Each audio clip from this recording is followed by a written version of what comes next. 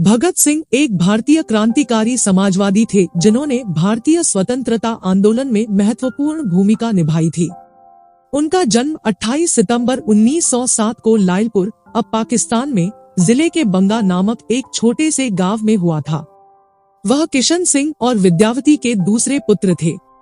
भगत सिंह अपने समय के राजनीतिक परिवेश से प्रभावित थे और छोटी उम्र से ही क्रांतिकारी गतिविधियों में शामिल हो गए थे।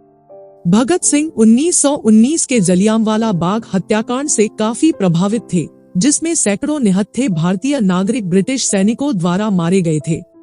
इस घटना ने उनके दिमाग पर गहरी छाप छोड़ी और उन्होंने अपना जीवन भारतीय स्वतंत्रता के लिए समर्पित करने का फैसला किया।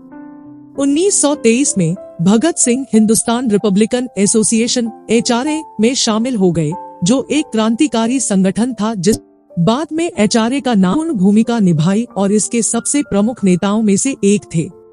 भगत सिंह के विद्रोह का पहला प्रमुख कार्य 1928 में एक ब्रिटिश पुलिस अधिकारी जॉन सॉन्डर्स की हत्या थी।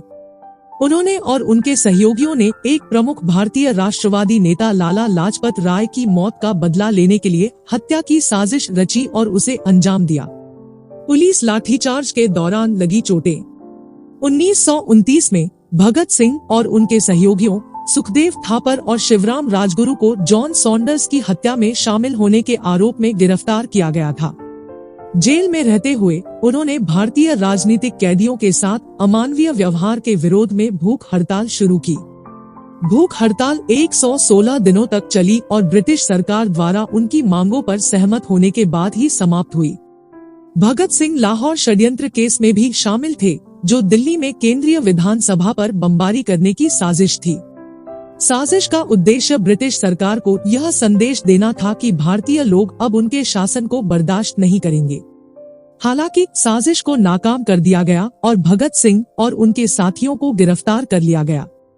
भगत सिंह, सुखदेव थापर और शिवराम राजगुरु के साथ लाहौर जेल में 23 मार्च 1931 को फांसी दी गई थी। मृत्यु के समय वह केवल 23 वर्ष के थे। भगत सिंह की फांसी के कारण पूरे भारत में व्यापक विरोध और प्रदर्शन हुए और वह जल्द ही ब्रिटिश उपनिवेशवाद के खिलाफ भारतीय प्रतिरोध का प्रतीक बन गए। भगत सिंह एक क्रांतिकारी ही नहीं, विचारक और लेखक भी थे। उन्होंने अपने समय के विभिन्न सामाजिक और राजनीतिक मुद्दों पर विस्तार से लिखा। उनका लेखन समाजवाद के प्रति उनकी गहरी प्रतिबद्धता और क्रांतिकारी परिवर्तन लाने के लिए श्रमिक वर्ग की शक्ति में उनके विश्वास को दर्शाता है। वह राजनीतिक उद्देश्यों को प्राप्त करने के साधन के रूप में हिंसा के उपयोग के प्रबल समर्थक थे। भगत सिंह की विरासत आज भी जीवित है और उन्हें भारतीय स्वतंत्रता आंदोलन में सबसे महत्वपूर्ण व्यक्तियों में से एक माना जाता है। उनका जीवन और मृत्यु भारतीयों की पीढ़ियों को अन्याय और उत्पीड़न के खिलाफ लड़ने के लिए प्रेरित करता है। देश की आजादी के लिए उनके बलिदान की मान्यता में भारत सरकार द्वारा उन्हें मरणोपरांत शहीद-ए-आजम, महान शहीद की उपाधि से सम्मानित किया गया था। अंत में भगत सिंह एक क्रांतिकारी थे जिन्होंने अपना जीवन भारतीय स्वतंत्रता के लिए समर्पित कर दिया। वह एक निडर सेनानी थे जो क्रांतिकारी परिवर्तन लाने के लिए मजदूर वर्ग की शक्ति में विश्वास करते थे।